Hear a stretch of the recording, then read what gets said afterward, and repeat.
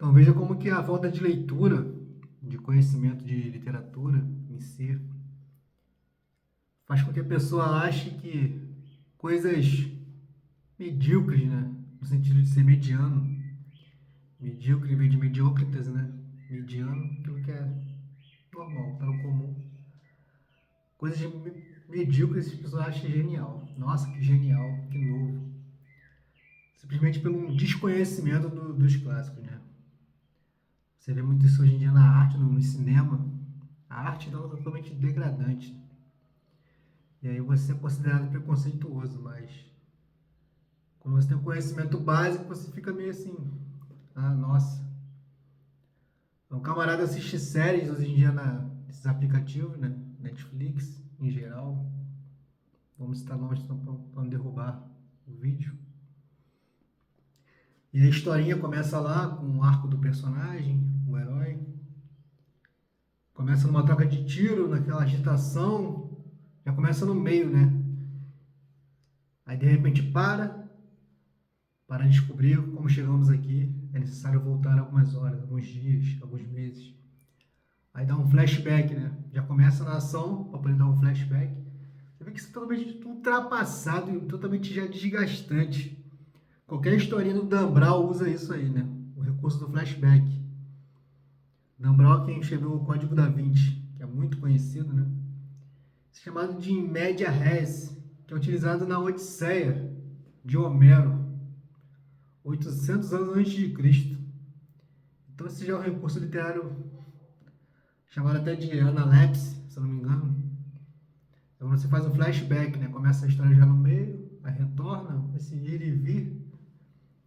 E o camarada acha aquilo genial quando ele viu uma sériezinha, né? Que ele faz maratona, se prende, perde bastante tempo da vida, da existência dele, né? Naquilo ali. E fora os personagens centrais, história em quadrinho, né? Marvel, DC. Dando um exemplo assim, só no caso do Hulk. O Hulk, ele sofreu uma mutação, né? Experimento, ele fica forte. É muito ligado à questão da raiva, né? Da ira, né? Quando ele se ira, fica com raiva, ele manifesta o poder dele, né? Ele fica muito forte. Então tem um livro chamado O Médico e o Monstro, que também é muito deturpado, conhecido mais ou menos, né? Mais por causa do Pica-Pau, as histórias do quadrinho que zoam, né?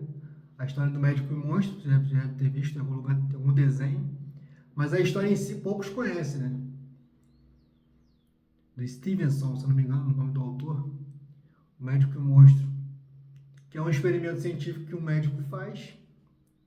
E ele exala a sua natureza interior, oculta. O que o ser humano seria se ele manifestasse só a sua paixão, a sua parte mais brutal, agressiva. O médico torna uma outra pessoa, outra personalidade. É o médico monstro, que em inglês tem a expressão Jekyll Hyde, né? Mais ou menos seria do 8 ao 80, aquela pessoa que está muito calma, está muito controlada, mas do nada, quando ela se explode também, é uma expressão, né, em inglês, que por causa desse livro, Médico e Monstro. Então você vê que meio que o Hulk está aí, né? E vários personagens, se você parar para pensar um pouco, fazer essa inferência, essa intertextualidade, o próprio Batman, um personagem muito conhecido, Batman, ele vem da DC, que é a história de detetive, né?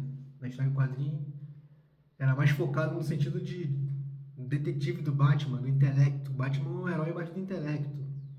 O poder do Batman é usar a tecnologia e o dinheiro dele a favor, né? Então o Batman é um playboy do bem, né? Um playboy muito inteligente. Levando-se em conta que nós temos o Sherlock Holmes, do Arthur Conan Doyle. Sherlock Holmes é um detetive totalmente peculiar, com hábitos excêntricos, uma vida meio reclusa, digamos até misantropo, mas totalmente genial, mas é mais no sentido assim, da ciência, né? A técnica Florence de descobrir os assassinos da rua. Tem várias histórias do Sherlock Holmes. Então o Batman veio daí. precisa nem você forçar muito. Então, você tem um conhecimento básico de literatura, de narrativa, você vê que é tudo interligado, né?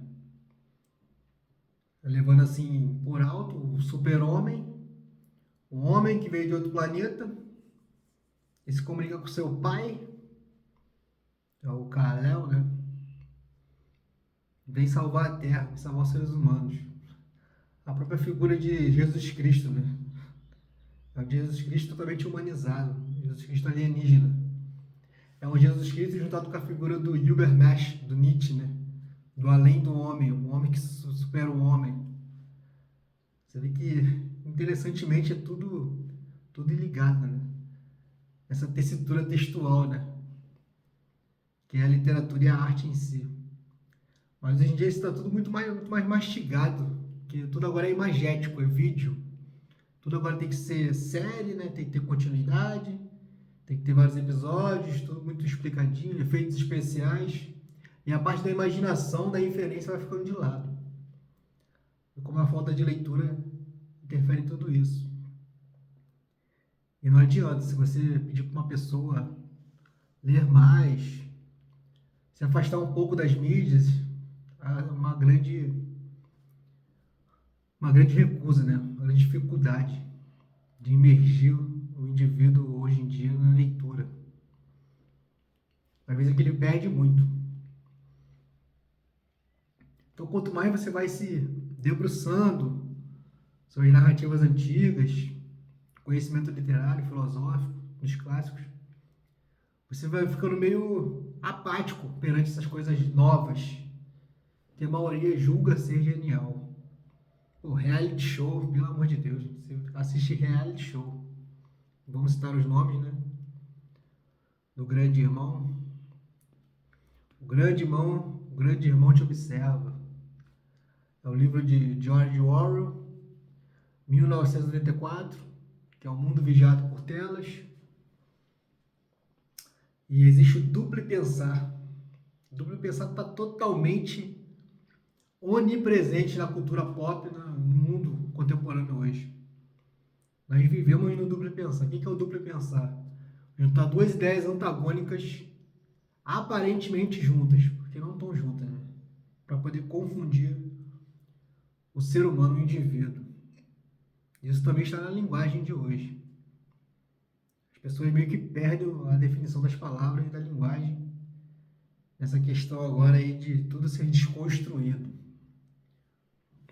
Vamos pensar um pouco então. Eu vi outro dia uma propaganda de uma marca de cosmético mais voltada para o público feminino.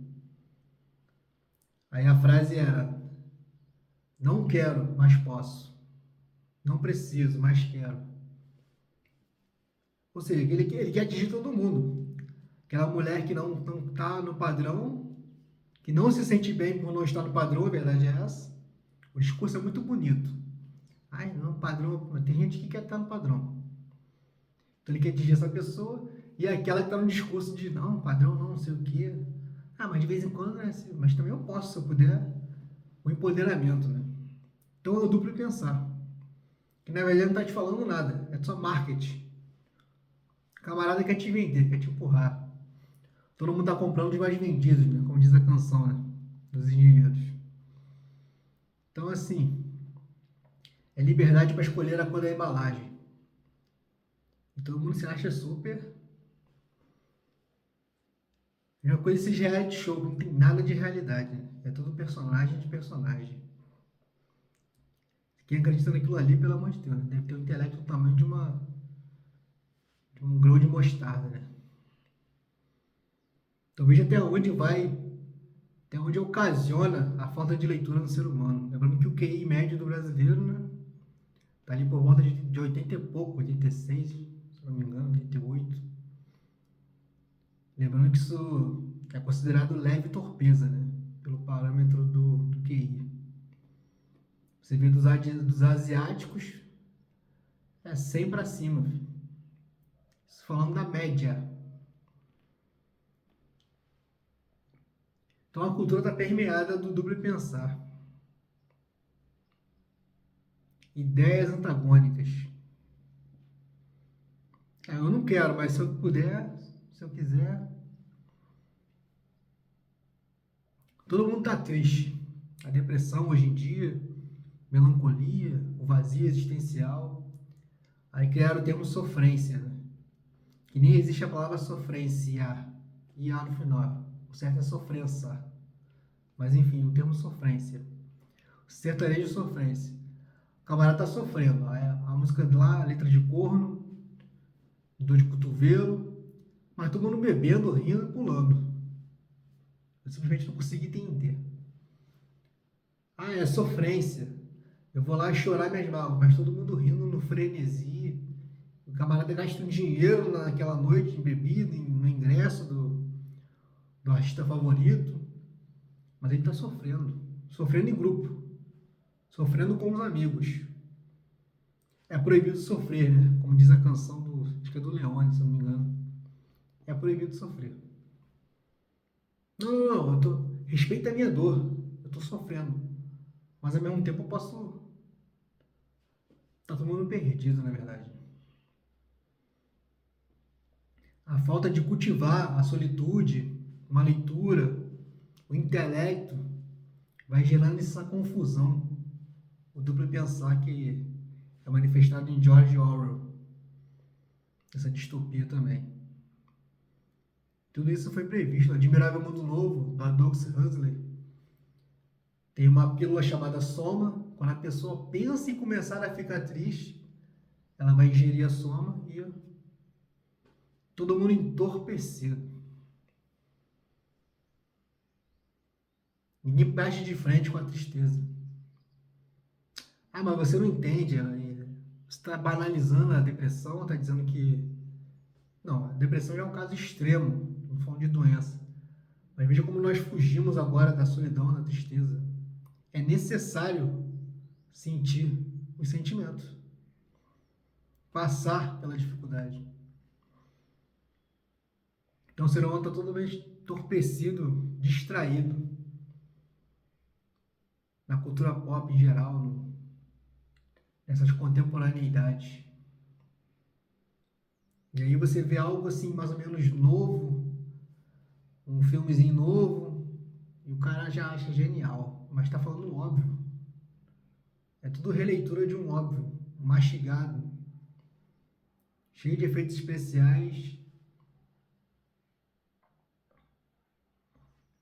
Então até onde vai essa falta de conhecimento, de leitura do ser humano de si mesmo? A própria questão do multiverso hoje em dia, né, muito falado também na história dos quadrinhos, né, de desenho, esse universo Marvel. Esse papo de vários mundos. Giordano Bruno foi morto na fogueira por falar algo semelhante já, no século XVI. Giordano Bruno falou, aliás, as ideias de Copérnico, né, que na verdade cada estrela poderia ser um sol, poderia ter outro sistema, outros planetas, que não foi um absurdo na época, né, porque eu estava tirando a Terra do centro, né, tirando o ser humano do centro, então estava questionando, né, o padrão de Deus da época medieval na Igreja Católica. Giordano Bruno foi perseguido. É o conceito de multiverso. Ele é o protótipo do multiverso. Totalmente falado hoje em dia, né? Meio que deturpado, muito mastigado. O camarada vê aquilo ali num filmezinho, nossa, que genial. Ele voltou no tempo, buraco de minhoca. Então falta um aprofundamento nessas coisas, né? Nessas ideias. O camarada que quer ser rebelde hoje em dia, né? Ele acha que ser rebelde é pintar o cabelo de azul. Ah, vou parar de usar plástico. Eu sou contra o sistema. Ele nunca leu sobre Thoreau, que por acaso está até aqui. Thoreau, que escreveu o Walden. Thoreau simplesmente foi morar na beira do lago. Ele ficou inconformado com a situação da sociedade, vivendo com supérfluos. E a gente está falando de 1800, hein? Ele acreditava que o ser humano tinha muito supérfluo em casa. Então hoje em dia, então imagina, né? O camarada tem 10 aplicativos de série no celular dele. E ele vive entediado. Não tem nada para assistir. Não tem nada para assistir. Tem o YouTube, tem canais midiáticos, redes sociais, o camarada tá entediado. Então o Thoreau já vai falando supérfluo. Ele queria saber o que era a existência de fato. Foi morar no meio da floresta, sozinho, com apenas o básico essencial para sobreviver: comida, água e teto. Claro que na época dele já não existia muita coisa, né? Então ele realmente foi radical. Ele construiu a casa com as próprias mãos. Tem até o preço das coisas que ele utilizou aqui nesse livro. O material que ele utilizou. Ele ficou por volta de, agora não me engano se foi um ano e meio ou 2 anos, vivendo na beira do lago sozinho, apenas sobrevivendo, para encontrar a verdadeira essência dele. Então, como seríamos hoje em dia o Thoreau contemporâneo, né? Acho que só o fato do camarada não ter rede social, ele já é meio Thoreau, né? Considerado misantropo. Mas realmente a rede social é supérflua. Ela não interfere em nada na sua vida. É o mito da caverna, né? Novamente. O que está acontecendo ali na mídia, na rede, na internet, não é a vida real. Pode interferir na sua vida real. Assim como o dinheiro virtual interfere, dinheiro. Mas não é a vida real. Você vê uma postagem lá rolando aquele feed infinito de fotos. Aquelas pessoas já não estão mais ali. Ela postou a foto ali já. A camarada se sente mal por aquilo. Ah, tá todo mundo na praia, eu não estou. Nem a pessoa que postou a foto tá na praia. A gente garante que aquela foto já era antiga. Ou 2 segundos depois já brigou com um amigo, com a mãe, com o namorado, já se separou, você já nem sabe. Mas você fica preso às ilusões, né? Tudo isso por falta de você cultivar seu intelecto, sua solitude. Você vai se perdendo. Esse emaranhado de informação desinformada, duplo pensar, coisas antagônicas que aparentemente estão juntas, mas não estão. É o admirável mundo novo. No admirável mundo novo não tem família. O ser humano é criado em laboratório, vive feliz, faz o que todo mundo faz. São festivais de música para todo mundo se veste parecido, tem um corte da moda, a gíria da moda, a série do momento, o hype. É um admirável mundo novo. Então eu te convido a fazer essas inferências, essas intertextualidades, tentar ver um pouquinho mais além, né? Se aprofundar mais para não ser só mais um jogado no vento. Acreditar no duplo pensar, achar coisas medíocres, medianas, geniais, coisas rasas, ficar achando que é profundo. E não se afogar nesse mundo perdido contemporâneo de hoje, né? Essa era do vazio, como diz Gilles Lipovetsky, também vale a pena ler. Então é isso, o convite à leitura e releitura do mundo e de si mesmo.